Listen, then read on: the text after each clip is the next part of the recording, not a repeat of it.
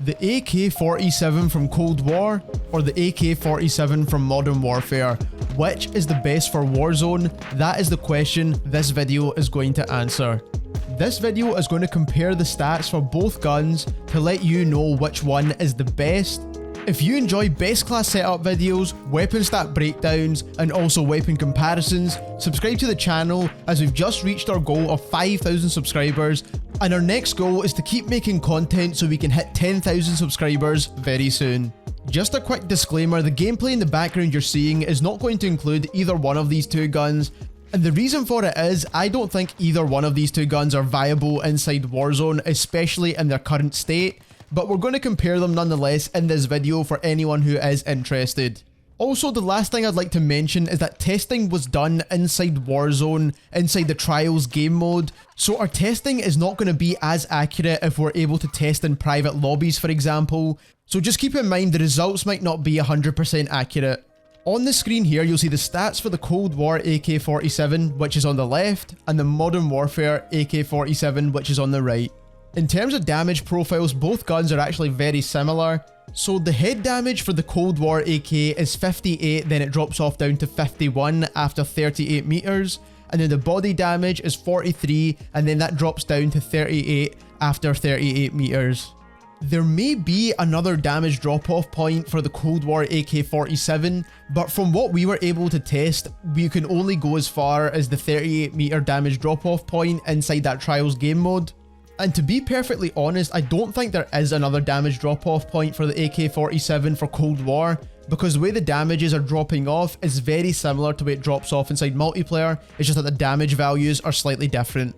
What we can see here is that the Cold War AK does slightly higher damage in those closer range gunfights than the Modern Warfare AK-47.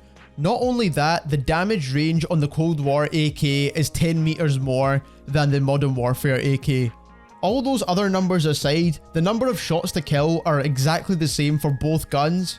So in real life terms, when you're using these guns, the damage values don't matter that much, but this is where the rate of fire comes in. So the rate of fire for the Cold War AK-47, from what we were able to test, is 620 rounds per minute.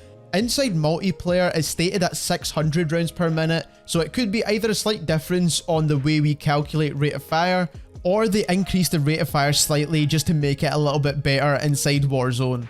Now looking at your time to kill values, you've got 484 milliseconds at close range with the Cold War AK, and the Modern Warfare AK is 550 milliseconds at close range. And then when you extend the damage past 38 meters on the Cold War AK-47, you get 581 milliseconds. And when you extend the damage drop-off point past 28 meters for the Modern Warfare AK-47, you get 660 milliseconds. So overall, it doesn't matter what range you're at, the Cold War AK-47 is going to have the faster time to kill.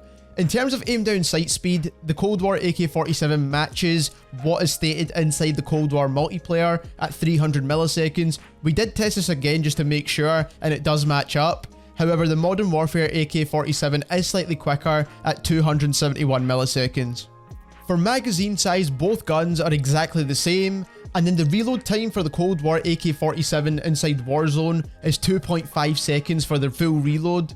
The Cold War AK-47 doesn't allow you to reload cancel, so I was trying to get a reload add time but couldn't get that. So just comparing this to the Modern Warfare AK-47 reload time, it's 2.15 seconds. So you can see that the Modern Warfare has a faster aim down sight time as well as a faster reload time.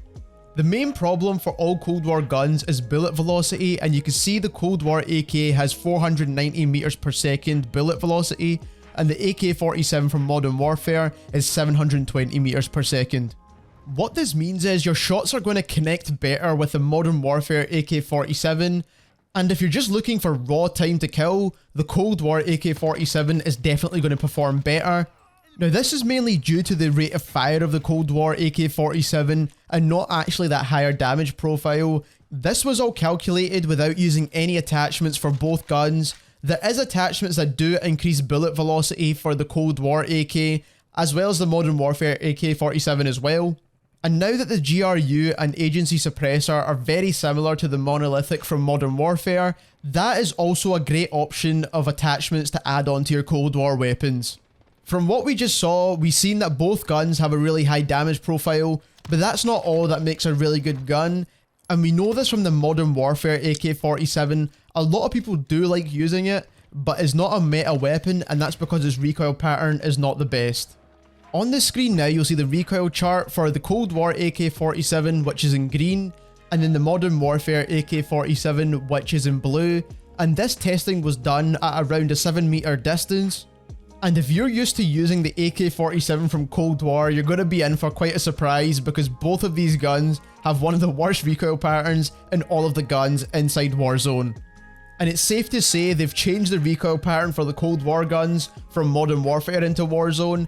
Personally, if I had to pick one of these guns to actually use, I would use the Modern Warfare AK, and that's because the recoil is mainly vertically upwards. There is a lot of horizontal bounce with this gun too. Now some of this, not all of it however, can be compensated for using certain attachments that reduce horizontal recoil, but in terms of the Cold War AK47, it's a lost cause at the moment. I mean, it starts off pretty well, and then it jumps to the right and then goes upwards again. It's just a really weird recoil pattern that you're gonna definitely miss shots with, so I would recommend staying as far away from that as possible. Some attachments like the Spetsnaz grip might help this a little bit, but good luck trying to make that work. Of course, it's quite obvious that both of these guns have extremely terrible recoil, but if you had to pick one of these two terrible guns and you really want to know which one's better, the Modern Warfare AK47 is the least terrible out of your options. If you're this far in the video now and you've not already decided to use a completely different gun, then you definitely need some help. Speaking of help, if you want to help us out, hit that like button to show your support to the channel. The last thing, as always, we need to take a look into is the hipfire accuracy for both of these guns. With assault rifles, you don't really need to hipfire all that often, but in the case that you do need to hipfire and you don't have enough time to switch weapons, which one of these guns is going to perform better in those close quarters engagements? And the short answer is, again, neither of these two guns. Because as you can see on the screen here, we've done a hipfire chart at about a 4-meter distance. The Cold War AK is in green, and the Modern Warfare AK is in blue, and the hipfire for both of these guns is terrible. And unless you're using a 5mm laser on both of these guns, it's not going to be viable at all to hipfire unless you're extremely in a panic. Some of you requested us to make this video, and thinking about it at the time, it sounded like a good idea.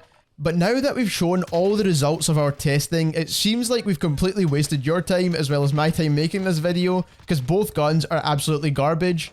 But maybe that is what you wanted to see, if they were actually viable or not, so that's why we made this video anyway. I mean, the only thing that the guns have got going for them is that they kill really quickly, but it's not like you're going to be landing your shots anyway. My conclusion is, don't use either of these guns, but if you had to pick one, I'd probably go for the Modern Warfare gun because the recoil pattern's a bit more easier to control. Even though the Cold War gun kills faster, it just seems like the much more viable option for Warzone. If you enjoyed this video, don't forget to leave us a like, as it helps us get recommended more. And if you're new to the channel, subscribe, as we want to reach our new goal of 10,000 subscribers. Thank you very much for watching.